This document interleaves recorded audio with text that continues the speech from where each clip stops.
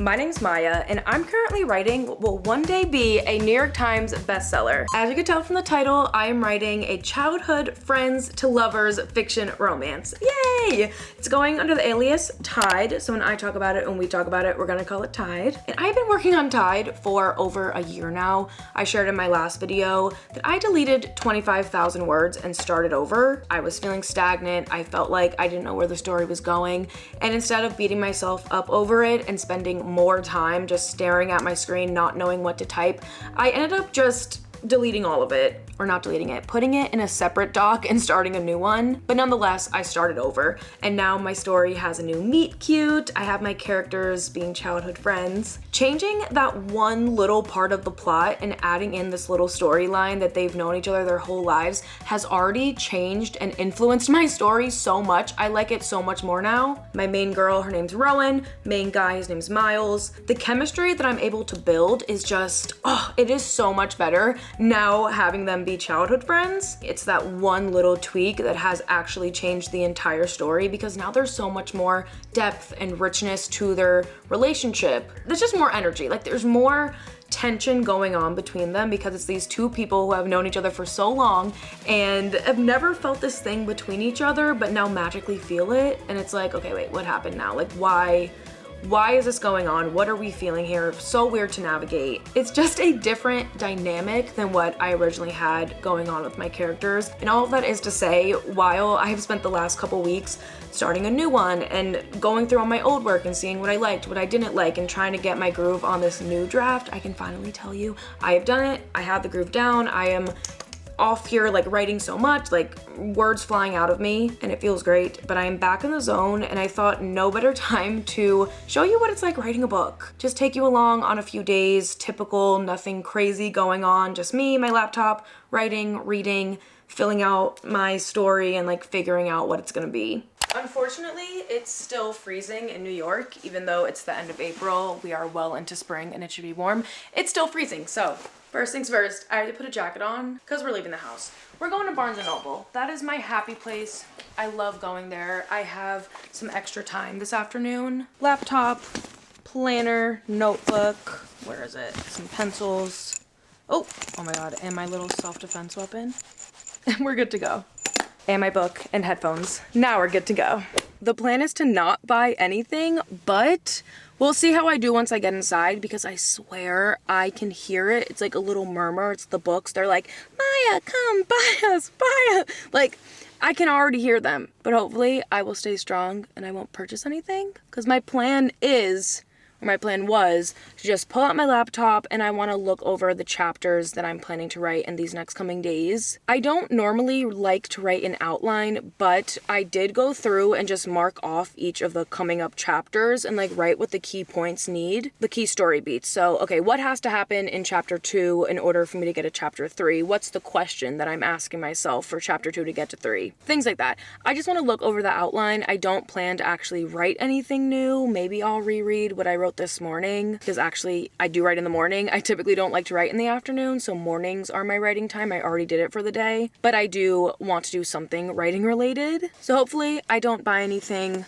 I'm also still reading something, which I still will buy a book even if I'm in the middle of a book, but I'm just using that as my excuse for why I shouldn't buy anything. I'm currently reading Ugly Love by Colleen Hoover. I was in a really bad reading slump these last couple weeks, but I've been trying to get out of it, and one of the authors that will do it for me is Colleen Hoover. Her stories are written in first person and present tense, or at least this one is, so it just really sucks you in. It pulls you in right away. It's a lot of drama and quick, and it's messy, like it happens right away. Her stories just have something in them that make me fly through it, so I started this a few days ago and I'm almost done. Hopefully I will finish this today or tomorrow. Actually, no, I'm not finishing this today. Maybe tomorrow or the next day, we'll see. Another reason I'm not planning to buy any books right now is because I actually have 3 free books off the Everland app, website, platform, but Everand. Everand is a subscription-based service that gives you access to millions of ebooks and audiobooks all on one platform. And they're kind enough to be working with me on this video to give everyone who clicks the link in the description box a free 30-day trial. You can unlock 3 premium titles with Everand each month for the same cost of buying 1 book on Audible. All you need to do is click the link in the description box and you can start reading immediately. So thanks to Everand. I don't really need to buy anything and I probably won't. I think I will just browse the app after I leave here and see which title I'm gonna pick, or which 3 titles. I can't believe that you get 3 of them. That's insane. But I will just do that because I don't need to purchase it. I will use my free trial and get my 3 free books. But okay, let's go. Let's get inside. I don't know what time it even closes. It is 5:34 right now. They very well might be closing at 6, so I should hurry up.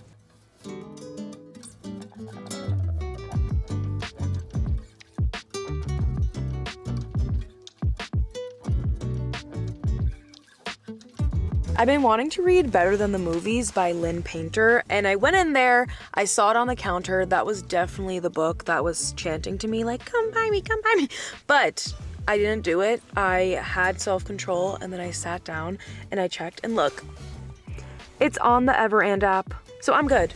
I can buy it. I'm actually not even buying it. I'm going to use my free trial to get this and start reading it. I was not expecting to find books on here that I genuinely wanted to read. For example, with my Kindle Unlimited membership, I had that for over a year, and never once did I really find a book in the Kindle Unlimited section that I really wanted to read. I was only clicking on them because they were there and that's what I had to read. But I've canceled that membership and now I'm just gonna stick to Everand because, like, wow, there are so many different titles here. Like, It Ends With Us. They have a Matt Haig book, The Midnight Library. I love that book. I just read another story by him recently called How to Stop Time, which was phenomenal. And this is another one of my favorite books, The Subtle Art of Not Giving a F*** by Mark Manson. I haven't read that in a few years, but that's also a great book. So that's great. Wow, I would say very successful Barnes & Noble trip. I feel very locked in and ready to write tomorrow morning. So I will see you then. Good morning. It is the next day. It's actually not even the morning anymore. It's 12:30. I have been writing since 10 and I've made some good progress. I am now officially past the point where I was in my first draft, meaning everything that I'm writing now is completely new story, completely new thoughts, completely new things coming out of my mind. None of it is going to come anymore from that first draft, which makes me a little bit nervous because I was definitely using that first draft almost as an outline for this new one, kind of like a guide reminding me where I wanted this story to go. And now I no longer have that, so I really need to lock in and go over that outline that I was doing yesterday, but then develop it even further because now I have even more to write. So I'm feeling just a little stressed, like a teeny tiny bit. I'm trying to not get too overwhelmed and like too ahead of myself because I know it's gonna be fine. But it is daunting for me to realize that now everything else that I'm writing is like going back to the drawing board. Whereas the last couple weeks, I've just almost been rewriting, you know, and like taking my past thoughts and just fixing them up a little bit. Now I'm going to have completely new thoughts coming in, and it's really going to be like lock-in time. One of my favorite parts about writing is being able to sit down and just like go into it and the characters are talking for you and you're not really having to think and the story's just flowing. I love when that happens. And it hasn't happened for me in quite a while because I have been so logical and analytical in my storytelling since I was going from the first draft into the second one. But now that it's a fresh blank slate, I have no story to go off of. This is really where I'm gonna like fall into the story. So I'm excited, but also a little nervous. I do want to mention, I am so glad, happy, amazed, proud, excited, whatever the word is. I am so glad that I ended up changing Miles and Rowan to being childhood friends to lovers. It has just added so much to the story and so much depth. I know I've already said that and I wish I could share a little bit more to like try to explain what's going on. But as I'm going through this and I'm adding in these little lines of just like childhood remembrance and these things that they know about each other but haven't necessarily been able to tap into as adults is so interesting and it's so fun and it adds such a big question mark around the story. There's already one there. There's already a question that we're wanting to answer throughout it and, you know, we're already trying to get to this ending. So there's just like this little subplot now going on, a little line, a little question that everyone can ask themselves as we're going through it. You see them as children, you're seeing them as adults, like what is the overarching thing here? Like when's it gonna happen? When's it not gonna happen? There's also a little bit of a slow burn going on here. I've realized I'm like 20,000 words in, which feels great. Okay, I'm at 18,075. So I'm 18,000 words in, and there's been a little bit of like mentioning of like, oh, I'm kind of feeling something, and they're flirting, but there hasn't been any like moves made. And I'm wondering when I want to make these moves be made. Cause do I want this to be a super long, drawn out, like slow burn? No, but I also don't want to give up the excitement and the buzz of the romance in the first like 50 pages. Is 50 pages too, I don't know, 50 might be too long. I don't know. So for now, I am gonna be done with my writing for the day, but I still have to do all that outline work, and maybe I will revisit this. I normally don't, but who knows, because it's a beautiful day, the sun is shining. It was supposed to be raining, so I wasn't expecting this nice of weather. Like when I woke up this morning, I was totally expecting to see gray and gloom and clouds, and I was like, another rainy day. But it's literally sunny outside, and I'm feeling really pumped up and excited, so maybe we'll sit outside and do some more writing. We'll see. But for now, great progress. Great progress.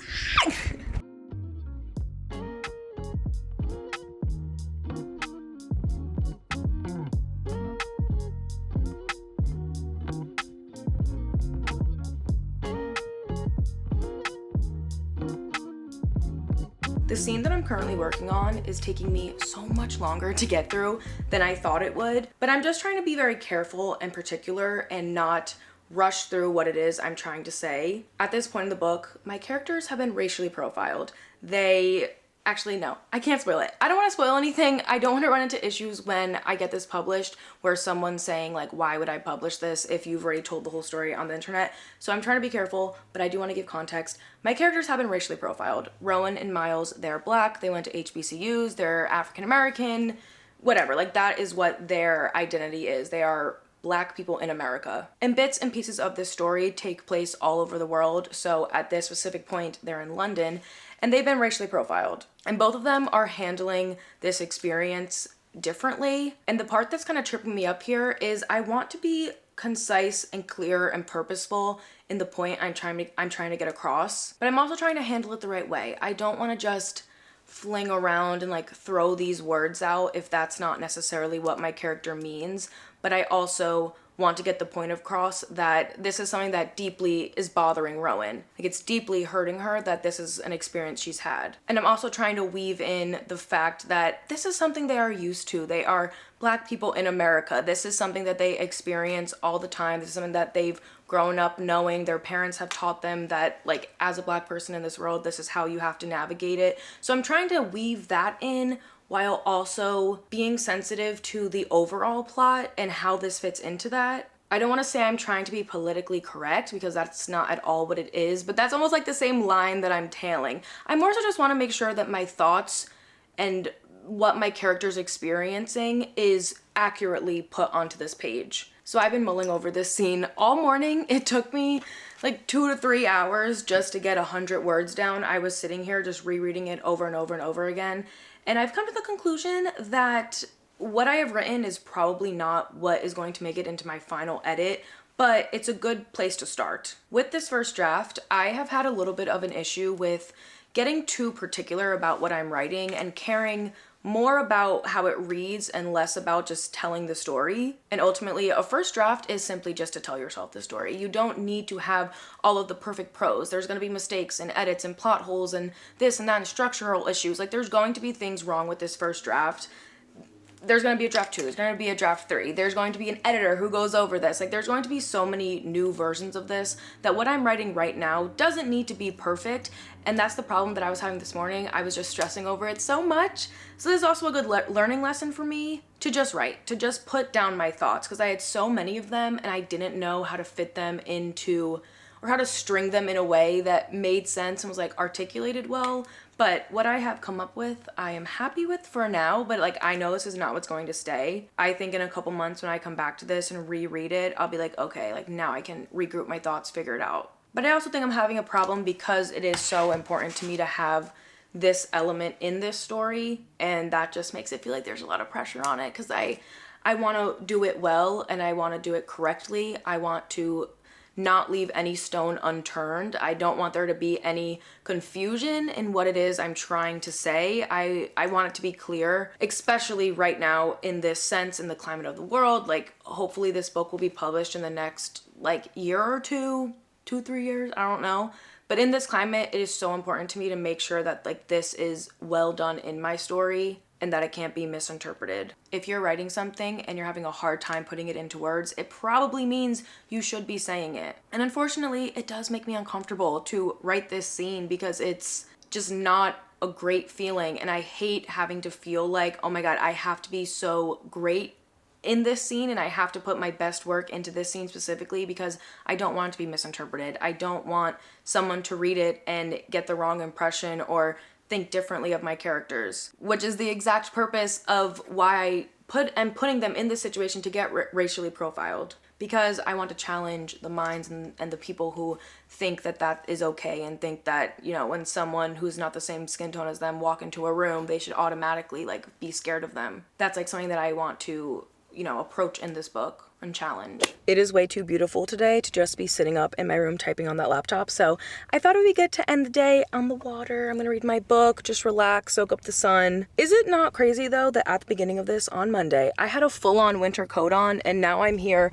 in this little jean jacket and like it's way too hot to even be in this. Whenever I come to this specific part of my town, I always get very nostalgic and emotional because I used to come here almost all the time when I was in high school and I would just think and I would always be dreaming about my future and trying to like paint the life that I wanted for myself in my mind so I could like visualize it and work towards it. And then when I left for college, I used to always come back here on breaks and again just like visualize, think about my life. I'd always feel so grateful because Howard University was like my dream school and I was studying film and I didn't really know what the future held for me, but I knew it was something to look forward to and I was always really excited for it. And it's just insane now to be here. I'm turning 24 in June. I have a bachelor's, I have a master's now. Like I've done these things that I didn't even really think that I would do back then when I was sitting here. Like even when I was in college, I did not anticipate doing more school and like having a master's. And now I'm here like a year later, have a master's, I'm almost 24. And it's like, wow, it's crazy where life ends up taking you. I'm writing a book. I'm talking all about it on social media. Like back then in high school, I loved writing.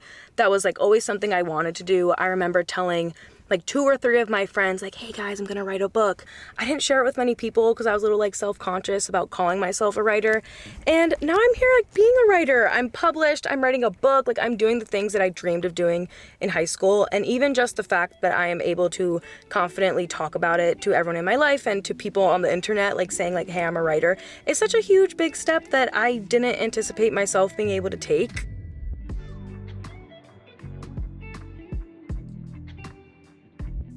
I think this is where I let you go, where I end this. Thank you so much for watching. If you've made it to this point in the video, or even if you skipped around, whatever it is, I appreciate your view. I'm having a lot of fun sharing my writing process and talking about all the ins and outs because yes, it's very fun and exciting and I love what I'm doing every single day, but there also are parts of it that is stressful and feels so important that it's almost super heavy, like I just explained a little bit ago. But even with all of that, through all of that, I still am very thankful and glad and happy about the choices that I've made that have led me up to here and have led me to the point of being a writer. So all that is to say, I hope you enjoyed.